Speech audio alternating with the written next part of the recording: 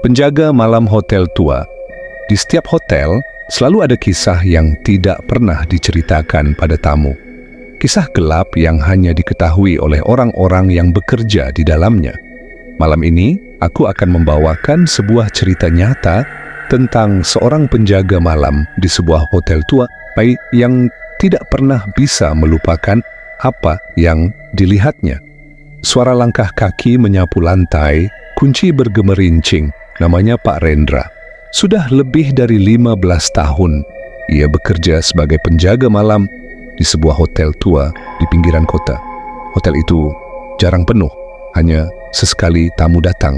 Biasanya wisatawan yang tersesat atau sekadar singgah semalam. Bel pintu hotel berdering. Pelan, suara TV dari kejauhan. Bangunan hotel itu berdiri sejak zaman kolonial. Dindingnya tebal, catnya mulai mengelupas.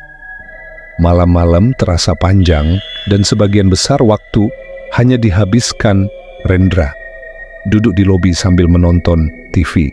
Tapi di balik kesunyian itu ada hal-hal yang tidak bisa dijelaskan. Awal keanehan, jam berdetak, suara angin mendesir. Malam itu tepat pukul 12.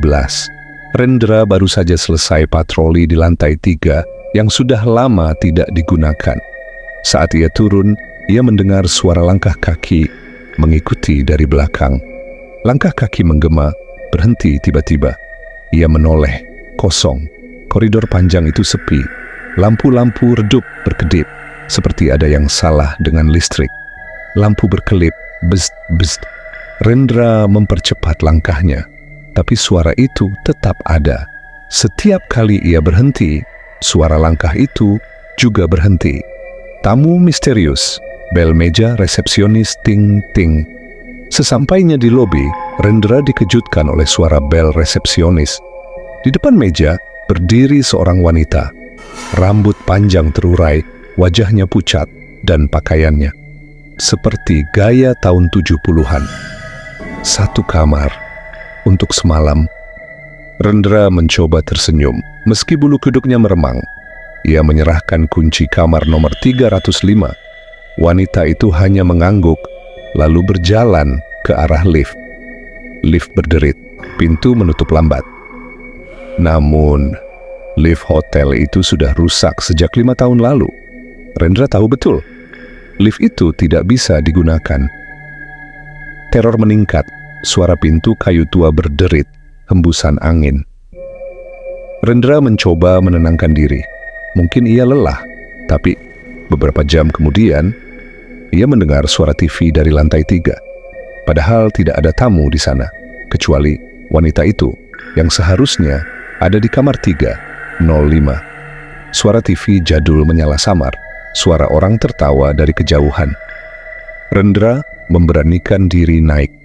Semakin dekat ke kamar 305, ia semakin merasakan hawa dingin menusuk tulang. Detak jam melambat. Pintu diketuk tok, tok, tok. Ia mengetuk pintu, tidak ada jawaban. Saat ia coba membuka, kamar itu kosong, sprei rapi, lampu mati, dan TV tua di sudut ruangan menyala sendiri, menayangkan siaran hitam putih. Puncak teror, suara napas berat, bisikan samar. Rendra mundur perlahan, tapi tiba-tiba ia melihat bayangan wanita itu di cermin kamar. Berdiri tepat di belakangnya, jeritan samar, kaca retak. Wajahnya berubah mengerikan, mata hitam pekat, mulut terbuka lebar meneteskan darah.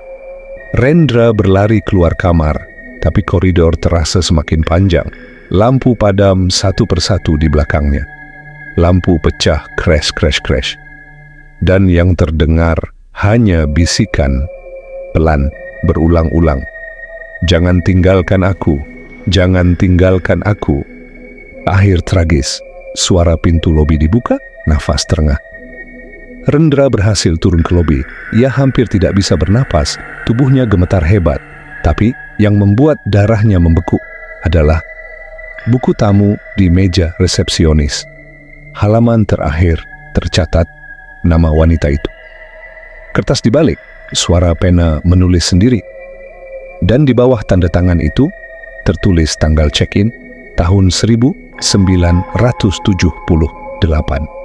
Suara bel resepsionis berbunyi sendiri. Ting ting ting ting, semakin cepat, semakin keras. Lalu pelan mereda. Sejak malam itu, Pak Rendra tidak pernah lagi terlihat bekerja di hotel tersebut. Beberapa orang bilang ia sakit jiwa karena ketakutan. Ada juga yang percaya ia tidak pernah keluar dari hotel itu. Dan kalau suatu malam kalian menginap di hotel tua itu, jangan kaget bila mendengar suara bel resepsionis berbunyi sendiri tengah malam